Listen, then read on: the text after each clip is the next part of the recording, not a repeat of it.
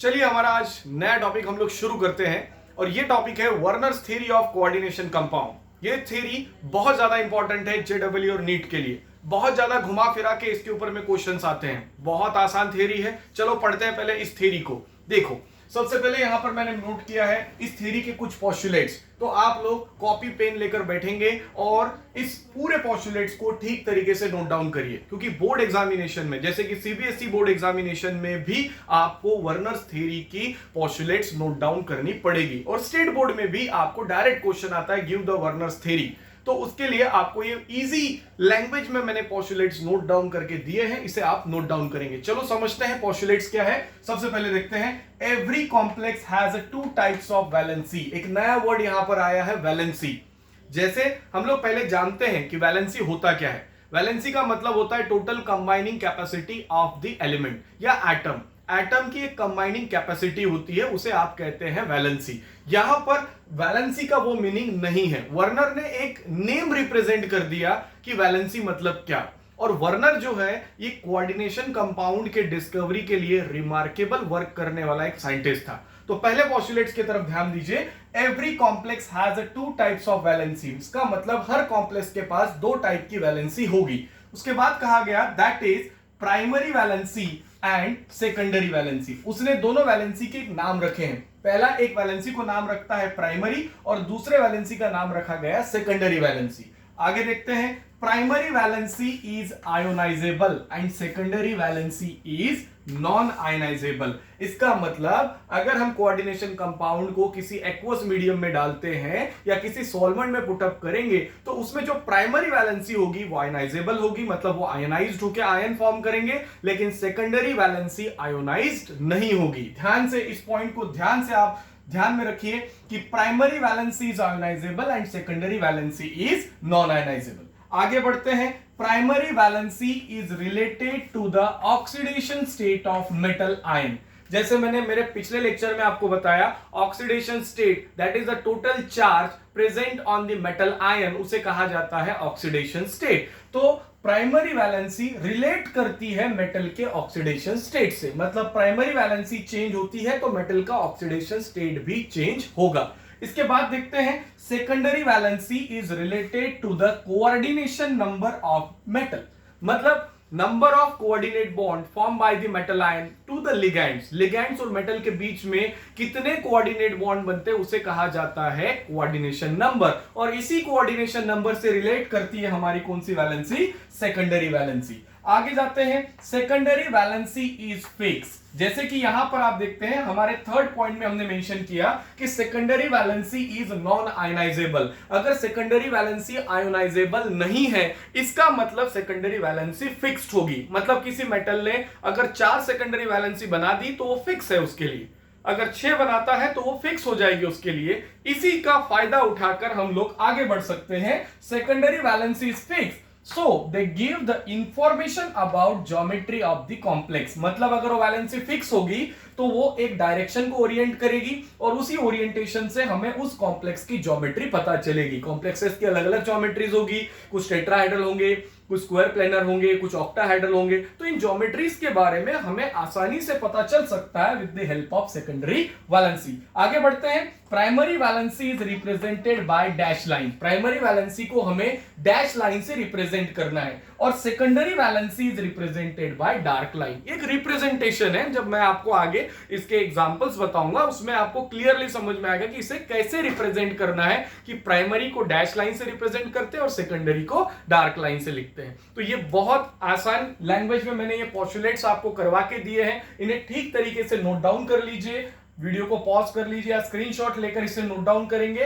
आगे हम लोग देखने वाले हैं कि इसके अंदर में और क्या क्या एग्जांपल्स हैं और इसके एक्सपेरिमेंटल वेरिफिकेशन क्या है, क्योंकि वर्नर ने जो थ्योरी बनाई है तो इसके लिए उसने पहले एक्सपेरिमेंट किया और एक्सपेरिमेंट के बाद कंक्लूजन के बेसिस पे इन सारे पॉइंट्स को नोट डाउन किए। देखते हैं कि उसने क्या एक्सपेरिमेंट किया। ओके, चलिए अब हम लोग देखते हैं इसका एक्सपेरिमेंटल वेरिफिकेशन। जैसे कि वर्नर के पोस्टुलेट्स तो पढ़ लिए गए और बहुत आसान है, इजीली हम उसे याद भी कर सकते हैं। अब हम देखते हैं कि वर्नर्स ने किस तरीके से इस एक्सपेरिमेंट को परफॉर्म किया है और इस एक्सपेरिमेंट के बेसिस पे उसने ये पोस्टुलेट्स नोट डाउन किए थे। तो वर्नर ने किया क्या था, देखो बच्चों, वर्नर ने क्या किया था, 4 बीकर लिए थे। तो बीकर नंबर 1, यहां पे मैं नंबर 1 दे रहा हूं, बीकर नंबर 1 में उसने लिया था कोबाल्ट और अमोनिया मॉलिक्यूल, अमोनिया के 6 मॉलिक्यूल लिए और 3 क्लोरीन मॉलिक्यूल। मतलब एक बीकर में कोबाल्ट का 1 मोल, 1 mole of cobalt, 6 mole of NH3 and 3 moles of chlorine. Beaker number 2, second beaker में फिर से एक कोबाल्ट का मॉलिक्यूल लिया, अब अमोनिया का 1 मॉलिक्यूल कम कर दिया गया और उसके बाद क्लोरीन के 3 मॉलिक्यूल एज इट इज रहने दिए। यहां मैंने फार्मूला चेंज किया है, ये फार्मूला मैंने यहां पे मैंने देखो Cl3 किया है, यहां Cl2 और एक अंदर लिखा है Cl। इसका रीजन भी मैं आपको आगे बताऊंगा जैसे हम आगे एक्सपेरिमेंट परफॉर्म करेंगे। अभी तो सिर्फ सेटअप कर रहे हैं, तो सेटअप पे फोकस रखिए। तीसरे बीकर में क्या किया गया, फिर से कोबाल्ट लिया, उसमें अमोनिया के फिर मॉलिक्यूल कम कर दिए, मतलब एक और कम कर दिया और ये बनाया। और एक चौथा बीकर लिया 4th नंबर का, again we are taking cobalt, NH3 के 3 मॉलिक्यूल एंड Cl3। इस तरीके से 4 बीकर में कोबाल्ट, अमोनिया और क्लोरीन, मतलब इंग्रेडिएंट सेम थे, बस quantity, number of moles of ammonia decrease करता गया। पहले बीकर में 6 मोल्स ऑफ अमोनिया रखा, फिर 5, फिर 4, फिर 3, बाकी सब चीजें कांस्टेंट रखी गई। इन सभी बीकर में 1 बाय 1 एक केमिकल का एडिशन किया, दैट इज AgNO3, और एक्सेस क्वांटिटी में इसे ऐड किया गया।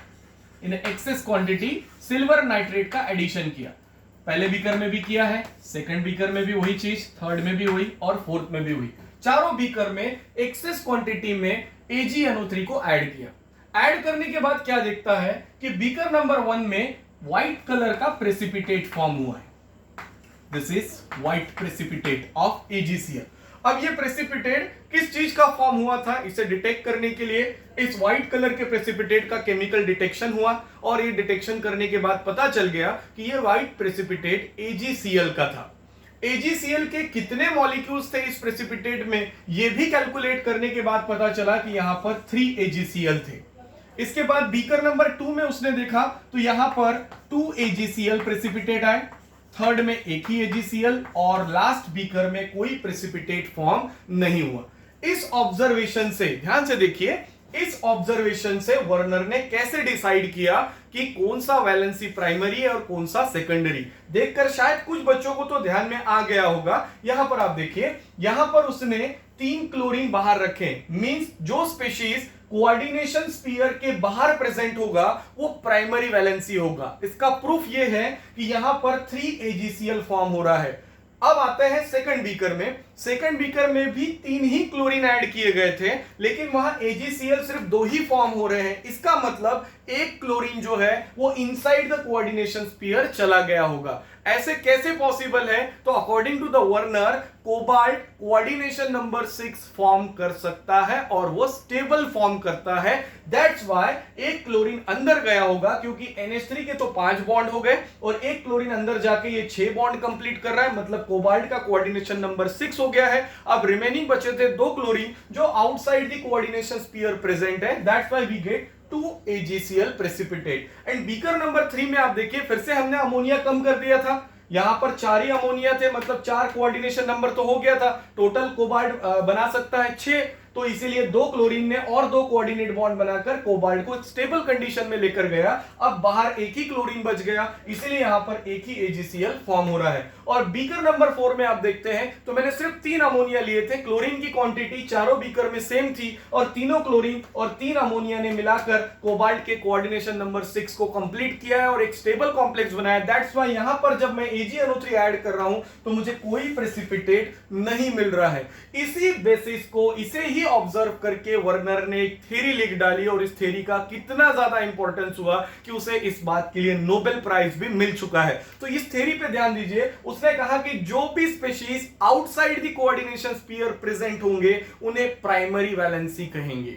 जो species outside the coordination sphere present है उन्हें क्या कहना है? Primary valency. और जो inside the coordination sphere present है उन्हें आप कहेंगे सेकेंडरी वैलेंसी। इन शॉर्ट, अगर मैं आपको एक आसान इससे समझाऊं तो जितने भी काउंटर आयन है वो सारे प्राइमरी वैलेंसी।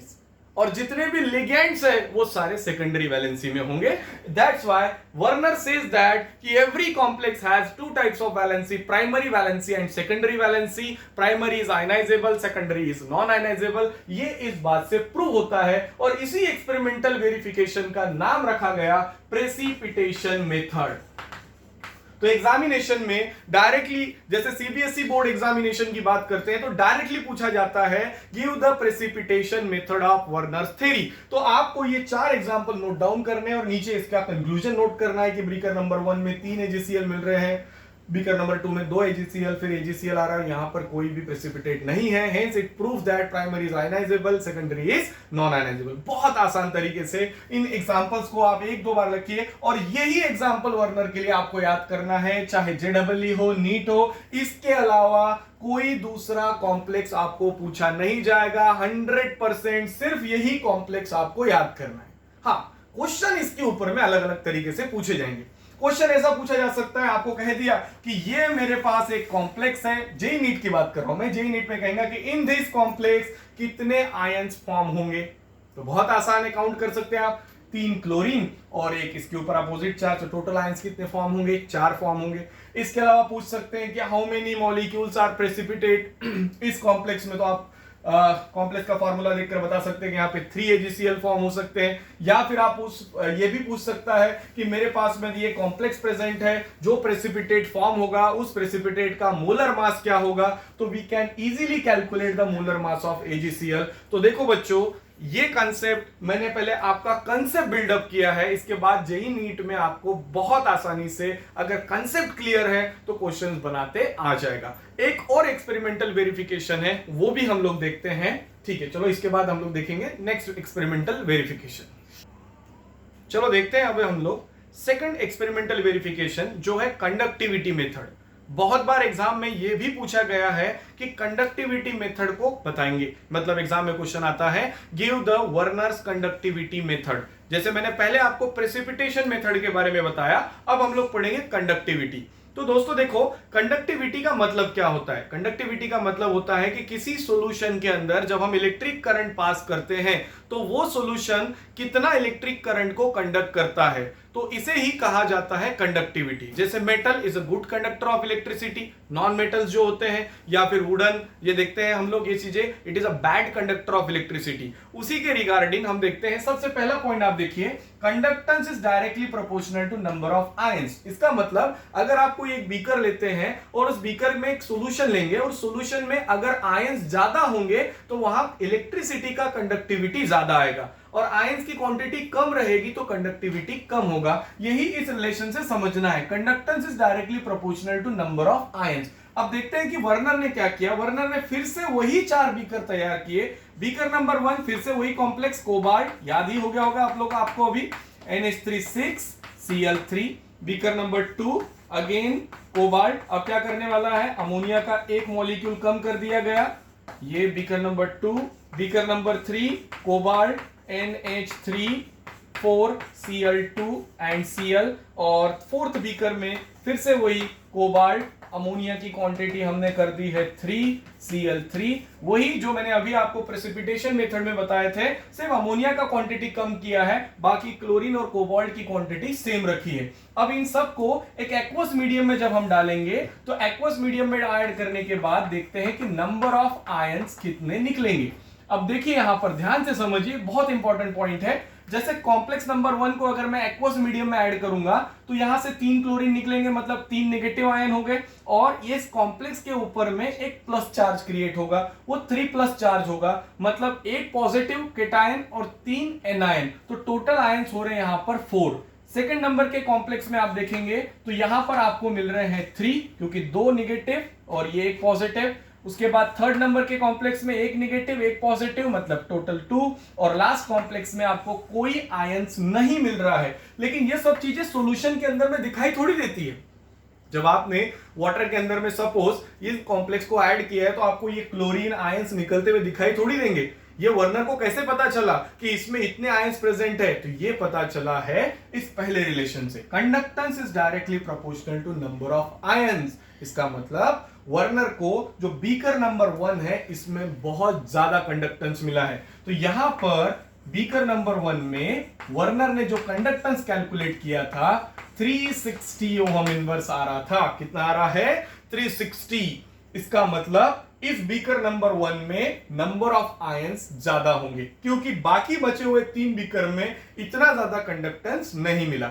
सेकंड नंबर के बीकर में 240 और थर्ड नंबर के बीकर में 140 एंड लास्ट बीकर में कोई कंडक्टेंस नहीं आ रहा है। इसका मतलब इस लास्ट फोर्थ नंबर के बीकर में कोई आयंस प्रेजेंट नहीं है, इसीलिए से इसमें से इलेक्ट्रिसिटी कंडक्ट नहीं हो रही है। तो इसी बेसिस पे वर्नर सेज दैट कि primary valency is ionisable and secondary valency is non ionisable. समझ में आ रहा है कि वर्नर के जो पोस्टुलेट्स बनाए थे ये 2 एक्सपेरिमेंट के बेसिस पे उसने एक थ्योरी नोट डाउन कर ली है। सोचो कि ये 2 एक्सपेरिमेंट कितने आसान हैं और इन्हें याद रखना और भी ज्यादा आसान है। समझ में आ रहा है आपको? और इसी पे जेई नीट में क्वेश्चंस आते हैं। मतलब कहा गया कि ये कॉम्प्लेक्स के साथ जब मैं कंडक्टिविटी शो करूंगा तो सबसे ज्यादा कंडक्टिविटी किस में आएगा, या ऐसा कौन सा है। समझो ये 4 ऑप्शन बना के देंगे क्वेश्चन में कि इन 4 ऑप्शन में से ये कौन सा ऑप्शन है जहां कंडक्टिविटी 0 होगी, या ऐसा भी क्वेश्चन आ सकता है कि इन चारों में से सबसे ज्यादा कंडक्टिविटी किसमें दिखाया जाएगा। तो ऐसे क्वेश्चन जेई नीट में पूछे जाते हैं और बहुत आसान है और 100% एक्सपेक्टेड है कि वर्नर पे एक ना एक क्वेश्चन हर साल देखा गया है। इसीलिए इस थ्योरी को अच्छे से अंडरस्टैंड करेंगे और आसानी से इसे आप एक बार बिना देखे लिख कर भी देखिए। तो होपफुली कि आपको ये टॉपिक अच्छे से समझ में आ गया होगा। Werner's theory of coordination compound, इसे एक बार जरूर रिवाइज करिएगा। टिल देन सेफ रहिए, अपना ध्यान रखिए। Thank you so much.